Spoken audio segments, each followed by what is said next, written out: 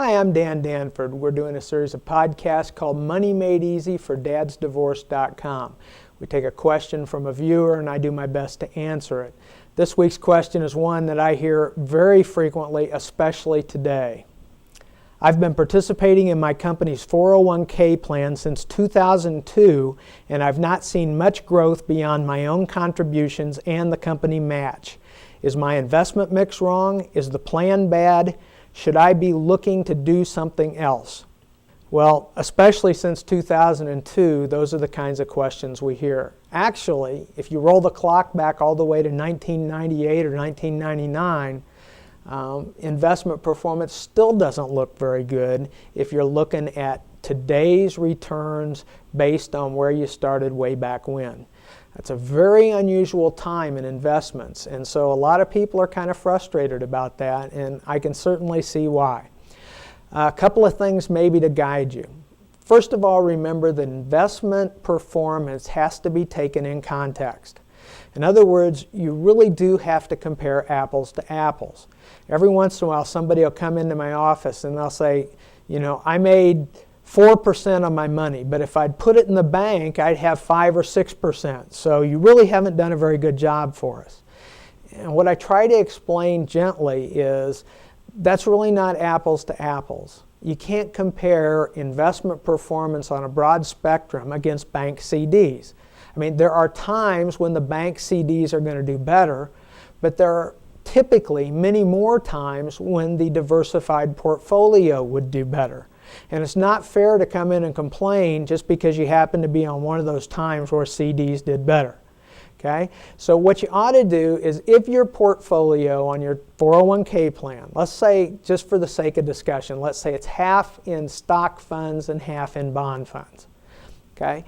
Then go back and look and see what has, an investment mix that was half in the S&P 500 index and half in, say, a government bond index. Over the same period of time, how did that do? Okay? Now you're comparing apples to apples. You can look at your performance against the indexes or indices, and you can see which one was actually better or worse. As long as your performance is in the ballpark, then I wouldn't worry about it. Okay? If that index that you put together, or that comparison benchmark that you use, got 3% and you got 2, or it got 10 and you got 9, or it got 10 and you got 11, then okay. I mean, that's just what happened and you were there. Okay? So you enjoyed the same benefit as the diversified portfolio. That ought to make you comfortable.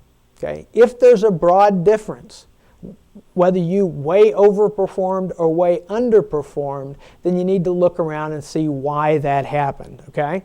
Now, here's the point that I want to make, and it's a really important point. Is you can do all the right things and still not get the right results during a particular period of time. When I talk to clients, I talk to them about the farmer in the field. That farmer can plant high quality seed. That farmer can fertilize that seed. That farmer can do everything the way that they're supposed to get a good crop. But if it doesn't rain, they aren't going to have a good crop that summer. And it's even possible that they'll have a couple summers or maybe even 3 summers where rainfall is very low, and so they don't get very good returns. Okay, well, it would be a mistake to declare, hey, I'm doing something wrong simply because you didn't get the right results. Now, what those farmers will tell you, and what most people who invest will tell you, is in the long run, the good times offset the bad times.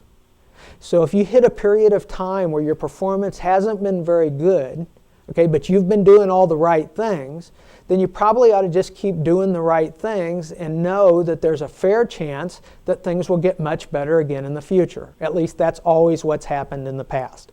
So, the fact that you don't have very good performance since 2002 really isn't indicative of your investment mix or even the quality of the 401k. It's more indicative of the fact that we've just had a pretty tough investment time over the last 5 or 10 years. And so when you look at that performance in context, you'll see that your situation probably isn't that bad. Now, the other thing that's interesting, and I always bring this up too, is in hindsight, you can always find something that was better. Okay, I've been in the investment business for a long time. I've analyzed a lot of portfolios, and I've had competitors analyze portfolios that I've built in the past. And with hundreds of choices, you can always find a choice or choices that would have done better. Okay? But that doesn't mean that they were good choices. I mean, there are periods of time where very exotic investments have done very, very well. Okay?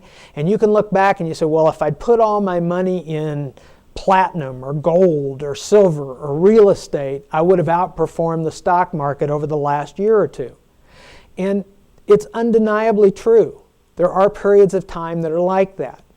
But the flip side of that coin is that most of those asset classes would have been too risky for your money in advance, especially if you put all your money there.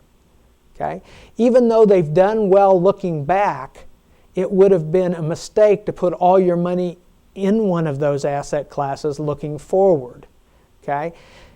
When we review things, from history, we always have the benefit of hindsight.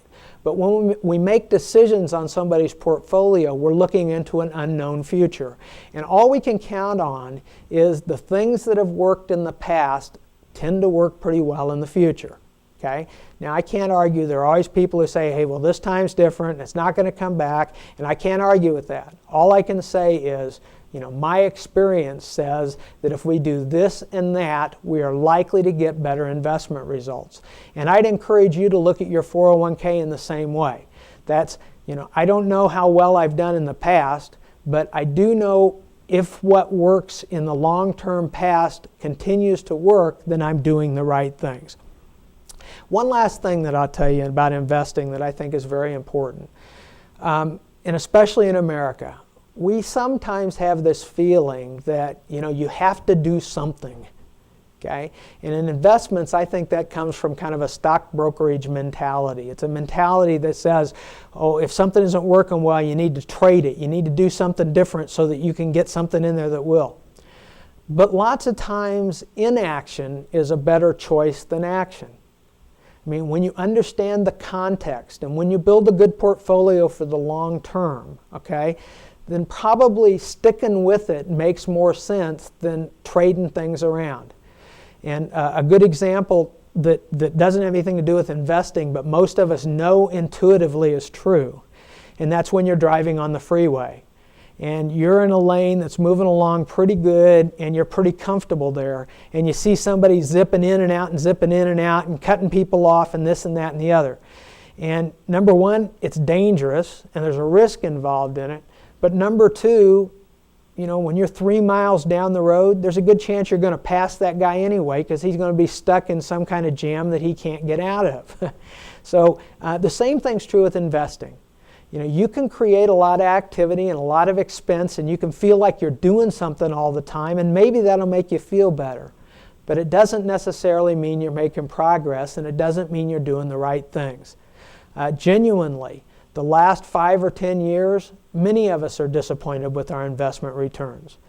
But that doesn't mean that we've done the wrong things. It just means that it's a period of time where the investment rain hasn't been coming down the way it should. And if the past is any key to the future, there will be better times down the road. I hope this helps you feel more comfortable about your 401k plan. Hey, good luck, and we'll see you again next week. Thanks.